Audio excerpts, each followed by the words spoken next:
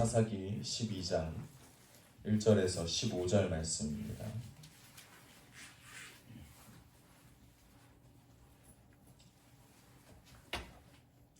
사사기 12장 1절에서 15절 말씀 같이 함께 읽겠습니다. 에브라임 사람들이 모여 북쪽으로 가서 입다에게 이르되 내가 암몬 자손과 싸우러 건너갈 때에 어찌하여 우리를 불러 너와 함께 가게 하지 아니하였느냐. 우리가 반드시 너와 내 집을 불사르니라 하니 입다가 그들에게 이르되 나와 내 백성이 암몬 자손과 크게 싸울 때 내가 너희를 부르되 너희가 나를 그들의 손에서 구원하지 아니하는 고로 나는 너희가 도와주지 아니하는 것을 보고 내 목숨을 돌보지 아니하고 건너가서 암몬 자손을 쳤더니 여호와께서 그들을 내 손에 넘겨주셨거늘 너희가 어찌하여 오늘 내게 올라와서 나와 더불어 싸우고자 하느냐 하니라. 입다가 길앗 사람들 다 모으고 에브라임과 싸웠으며 길앗 사람들이 에브라임을 쳐서 무찔렀으니 이는 에브라임의 말이 너희 길앗 사람은 본래 에브라임에서 도망한 자로서 에브라임과 므낫세 중에 있다 하였습니다. 길앗 사람이 에브라임 사람보다 앞서 요단강 나루턱을 장악하고 에브라임 사람의 도망하는 자가 말하기를 청하건대 나를 건너가게 하라 하면 길앗 사람이 그에게 묻기를 내가 에브라임 사람이냐 하여 그가 만일 아니라 하면 그에게 이르되 쉿볼렛이라 발음하라 하여 에브라임 사람이 그렇게 바로 말하지 못하고 쉿볼렛이라 발음하면 길앗 사람이 곧 그를 잡아서 요단강 나루턱에서 죽였더라. 그때 에브라임 사람의 죽은 자가 42,000명이었더라. 입다가 이스라엘 사사가 된 지 6년이라 길앗 사람 입다가 죽음에 길앗에 있는 그의 성읍에 장사되었느니라. 그 뒤를 이어 베들레헴의 입산이 이스라엘의 사사가 되었더라. 그가 아들 30명과 딸 30명을 두었더니 그가 딸들을 밖으로 시집 보냈고 아들들을 위하여는 밖에서 여자 30명을 데려왔더라. 그가 이스라엘의 사사가 된 지 7년이라. 입산이 죽음에 베들레헴에 장사되었더라. 그 뒤를 이어 스불론 사람 엘론이 이스라엘의 사사가 되어 10년 동안 이스라엘을 다스렸더라. 스불론 사람 엘론이 죽음에 스불론 땅 야일론에 장사되었더라. 그 뒤를 이어 비라돈 사람 힐렐의 아들 압돈이 이스라엘의 사사가 되었더라. 그에게 아들 40명과 손자 30명이 있어 어린 낙이 70마리를 탔더라. 압돈이 이스라엘의 사사가 된 지 8년이라 비라돈 사람 힐렐의 아들 압돈이 죽음에 에브라임 땅 아멜렉 사람의 산지 비라돈에 장사되었더라. 아멘. 오늘 우리가 좀 중점적으로 말씀을 나누려고 하는 것은 입다와 에브라임 사람들과의 이 관계 안에서 일어난 일이죠. 입다와 에브라임 사람들과의 이런 관계 안에 명확하게 드러나는 것은 입다가 이 암몬 자손들과 싸우러 갈 때 에브라임을 불렀습니다. 에브라임에 있는 지파의 사람들도 함께 싸우러 가자라고 불렀어요. 그런데 오늘 말씀은 뭘 얘기하고 있냐면 에브라임 사람들이 다 전쟁이 끝나고 난 다음에 전쟁이 끝나면 뭐가 남죠? 전쟁에서 승리하면 전리품이 남잖아요. 그러니까 전리품으로 뭐 이 암몬 사람들이 가지고 있는 돈이라든지 가죽이라든지 뭐 하여튼 그들이 가지고 있는 땅이라든지 다 전리품으로 남는데 전쟁에서 승리를 한 사람들이 그 전리품을 다 가져간단 말이죠. 근데 전쟁에 치러 갈 때는 에브라임한테 좀 도움을 구했는데 에브라임이 오지 않았어요. 그래서 이 입다가 얘기하는 것이 내가 내 목숨을 걸고 나는 그 전쟁터에 나갔다. 근데 너희는 안 왔지 않냐? 라고 얘기하는데 지금 이들의 갈등의 원인이 되는 게 뭐냐면 에브라임이 전쟁이 다 끝난 다음에 이 입다한테 와가지고 왜 너 우리 안 불렀어? 라고 얘기하는 거예요. 지금 이 얘기를 하는 이 에브라임의 속내가 뭡니까? 전쟁에 참여되지 않아서 서운한 거가 그 마음의 서운함 때문에 지금 이 얘기를 하는 거예요? 아니면 전리품 때문에 지금 이 얘기하는 거예요? 예.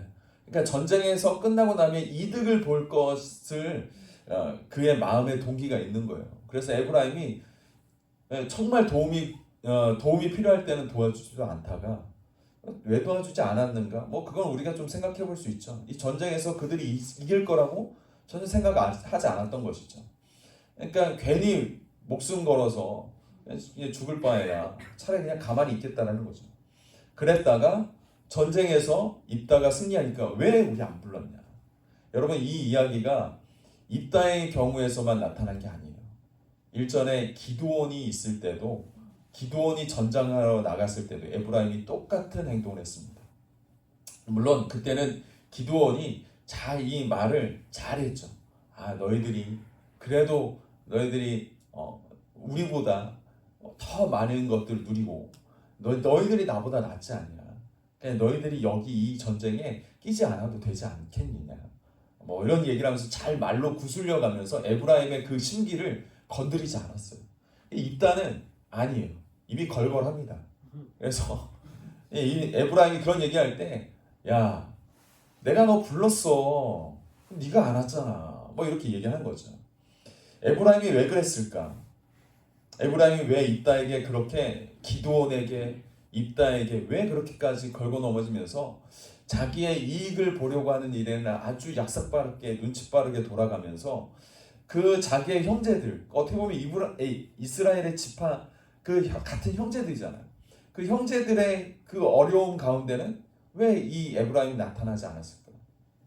이 에브라임 스스로는 자기가 다른 이들보다는 조금 더 낫다라는 생각을 하고 있었던 것 같아요. 이 다른 어떤 지파들보다도 내가 조금 더 낫지 않냐? 내가 조금 더 하나님 앞에 좀 더 신실하지 않냐? 내가 조금 더 하나님 앞에 헌신하지 않냐? 내가 좀 더 잘나지 않았냐? 저 사람들은 좀 거루민들이고 좀 못 빌어먹는 사람들이고 좀 못 사는 사람들이고 나는 그래도 잘 사는 사람 아니야. 이렇게 다른 사람보다 나를 좀 더 높게 여기는 생각들이 있었던 것 같아요. 그래서 그런 어떤 전쟁들 가운데 거기에 나는 그런 싸움에 나는 낄 사람들이 아니야. 그런데 나중에 전쟁에서 이기고 나니까 그런 것들이 탐이 나는 거죠. 명예욕이 탐나는 것이고 물질이 탐이 나는 것이고 내가 그런 전쟁에서 내가 이겨야지. 내가 그런 전쟁에서 내가 전리품으로 그런 전리품은 내가 가져야지. 이런 욕심들이 있는 거죠. 여러분 이런 것을 우리가 뭐라고 이야기했냐면 알량한 자존심이라고 얘기합니다. 여러분 우리가 그 자강두천이라는 말이 있어요. 자강두천이라는 말은 자존심이 강한 두 천재의 어떤 그런 대결들을 이야기하죠. 천재들의 대결. 그런데 이 천재들의 대결들의 대부분의 이런 그 대결들을 보면 서로에게 상처를 남기는 그런 일들이 참 많습니다. 왜냐하면 그 두 사람 간의 어떤 자존심이 어마어마하기 때문이죠. 어느 정도의 적당한 자존심은 자기가 어떤 다른 사람들이 나서지 못하고 다른 사람들이 뭔가 하지를 못할 때 적당한 자존심이 있는 사람들은 자신이 스스로 나가서 리더의 역할들을 할 수 있어요. 그래서 발표도 할 수 있고 사람들을 좀 이렇게 이끌어서 이렇게 하라 저렇게 얘기할 수 있어요. 그래서 자존심이 꼭 나쁜 건 아닙니다. 근데 과한 자존심, 좀 뭔가 너무 과한 자존심이 있다 못해서 너무 과해서 자기 자신을 너무 높게 여기는 그런 자존심들은 다른 사람에게 상처를 줍니다. 다른 사람들에게 상처 주는 것을 내가 높아지는 것보다 더 낮게 여겨요. 무슨 말인지 아시겠어요? 내가 더 높아지고 내가 내 자리를 차지하고 내 권리를 차지하는 것이 마땅하지 그것 때문에 다른 사람이 상처받는다? 그럼 마땅하다고 생각하는 거예요. 여러분 이것은 이 에브라임이 지금 현재 하고 있는 행동과 똑같은 거예요. 내가 가져야 할 것, 내가 누려야 할 것을 위해서라면 다른 사람의 어떤 마음이 상처받는 거, 다른 사람의 관계 안에서 뭔가 좀 갈등이 일어나는 거 있을 수 있다고 보는 거예요. 반대로 그런 자존심이 높은 사람들이 다른 사람 때문에 내가 상처받는다? 내 어떤 명예에 어떤 그 흠집이 남는다? 말할 수 없는 그런 것들은 있을 수 없는 일인 거죠. 상대방에게 모욕을 주고 상처를 주는 건 마땅하다고 생각하는 거예요. 지나친 자존심이 가지고 있는 사람들은 사람들의 이 관계 가운데 분열을 일으킵니다. 그러니까 우리가 매 순간 우리의 삶 안에 이런 자존심이 물론 매 항상 높다는 건 아니에요. 근데 어느 순간 딱 드러날 때가 있어요. 그때 우리가 항상 나보다 남을 낮게 여기는, 그러니까 나보다 남을 좀 더 높여드리는 그런 겸손의 예수님의 마음이 우리의 마음 가운데 있어야 될 줄 믿습니다. 자존심이 또 없으면 사실 세상 살아가기가 참 힘들어요. 자존심이 없고 자존감이 없으면 자꾸 자기 자신을 향해서 비관하게 됩니다. 자기 자신을 비관하다가 계속 이게 계속 반복되잖아요.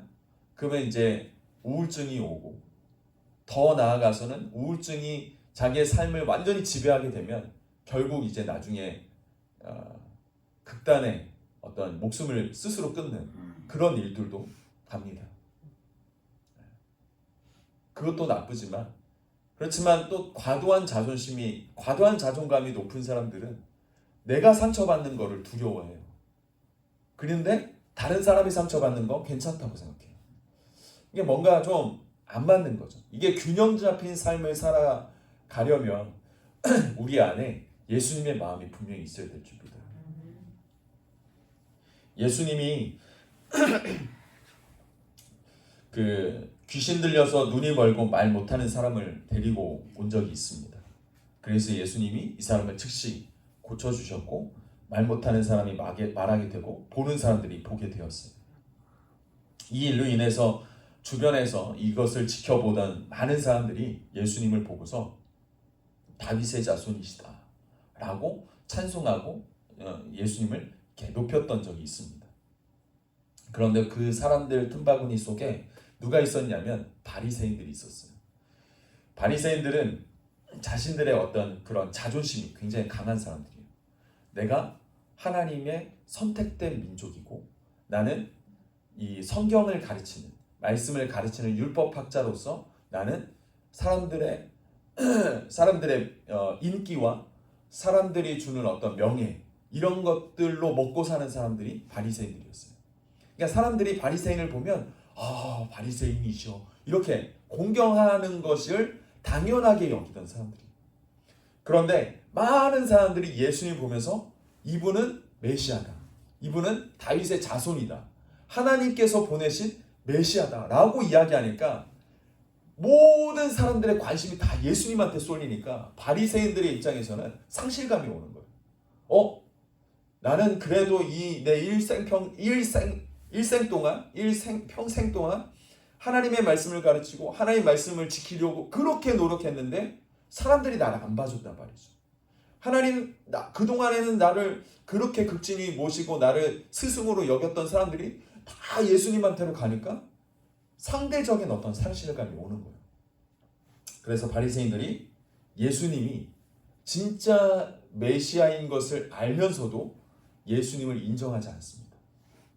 결국 그들의 그 어떤 지나친 이 율법 정신, 지나친 어떤 자존심, 그런 또 예수님에 대한 어떤 시기심, 교만함 이런 것들이 마음에 딱 자리 잡고 있으니까 예수님을 구주로 보지 못하는 거예요. 예수님이 그 놀라운 일들을 사람으로서는 할 수 없는 일들을 행하는 그 현장 가운데 바리새인이 있으면서도 바리새인들은 뭘 생각하냐면 예수를 어떻게 하면 죽일까 그 생각하고 있는 거예요.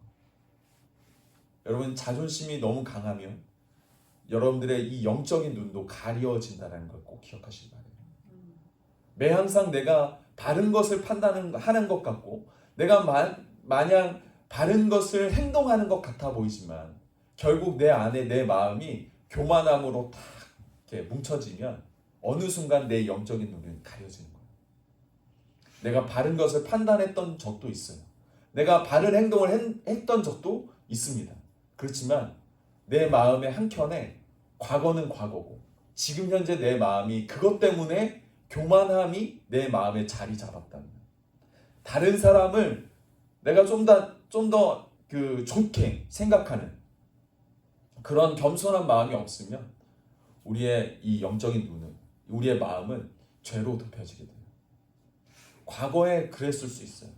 과거에는 내가 성인 군자처럼 예수님처럼 살았을 수 있어요. 하지만 지금은 내가 영적인 눈이 가려져서 죄인처럼 살아갈 수 있다는 것이. 여러분, 사무엘을 가르쳤던 엘리 제사장 아시죠? 엘리 제사장이 대단한 사람이었어요. 당대에 하나님의 음성을 듣는 사람이었어요. 그런데 그가 나중에 제사장이었잖아요. 하나님의 그 임재를 하나님께 예배에 올려드리는 제사장이었잖아요. 근데 그가 한때는 하나님을 경외하고 한때는 하나님의 음성을 잘 듣는 제사장이었을지 모르지만 나중에 눈이 어두워지고 귀가 어두워져서 그가 하나님의 일을 하지 못하는 때가 옵니다. 결국 그게 이제 사건의 발단은 그 아들들의 행동인 거죠. 아들들이 정말 악독한 일들을 합니다. 그렇지만 그 일들에 대해서 제사장이 아무런 제재를 가하지 않아요. 영적인 눈이 가려졌다는 얘기예요. 결국은 사무엘이 하나님의 음성을 듣습니다. 그리고 사무엘이 엘리가 나중에, 엘리의 시대가 지나가고 사무엘이 나중에 제사장이 돼요. 선지자가 됩니다. 왜 그런 줄 아세요?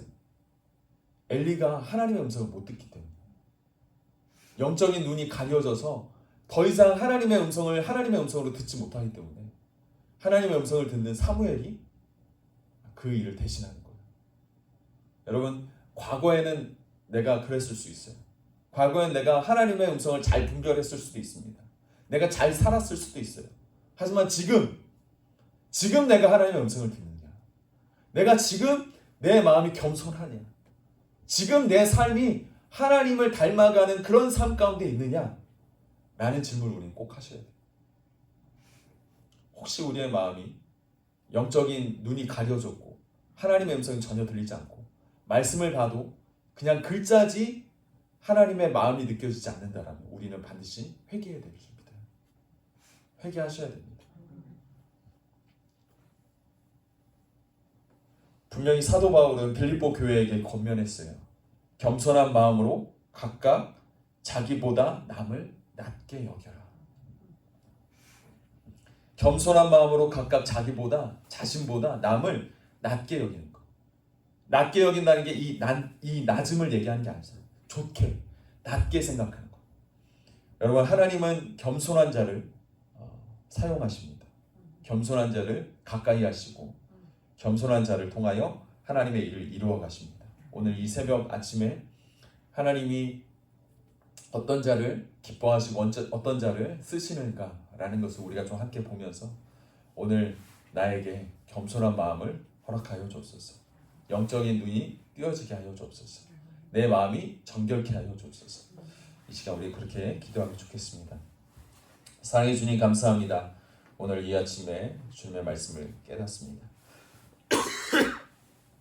입다 앞에 나온 에브라임이 자신의 그 알량한 자존심을 내세워서 입다에게 상처를 입히고 또 이스라엘 백성들에게 상처를 주는 그런 일들을 일삼았던, 그런 것을 하면서도 거리낌이 없었던 에브라임. 하지만 주님, 그 에브라임의 자존심 때문에 많은 사람들이 상처를 받고 그 관계 안에 분열의 영들이 있었던 것을 우리가 봅니다. 주님, 우리의 삶 가운데 과거에는 하나님의 말씀을 들었을 수 있고 과거에는 하나님의 말씀대로 행했을 수 있지만 지금 이 순간 내가 하나님의 음성을 듣고 있는가? 내가 지금 이 순간 겸손한 마음으로 다른 사람을 나보다 낮게 여기는 그런 낮은 마음이 있는가? 하나님, 그 질문에 우리가 혹시 명확하게 대답할 수 없다면 주님, 우리를 용서하여 주시고 우리의 마음 가운데 겸손한 마음과 나보다 남을 낮게 여기는 그런 낮은 마음을 가질 수 있도록 우리의 마음을 인도하시고 우리를 가르쳐 주시옵소서. 하나님 주님의 말씀 가운데 서 있기를 원합니다. 더욱더 예수님의 그 겸손한 마음을 배우기를 원합니다. 하나님 교회 가운데 우리의 이 가정 공동체 가운데 직장 공동체 가운데 교회 공동체 가운데 예수님처럼 겸손한 마음으로 살아갈 수 있는 하나님 용기 있는 믿음 있는 성도가 다 되게 하여 주옵소서. 겸손한 자를 가까이 하시는 주님, 하나님 우리를 가까이 하시고 사랑으로 품어 주실 줄 믿습니다. 지나친 자존심이 아니라 겸손한 마음으로 나아가게 하여 주옵소서.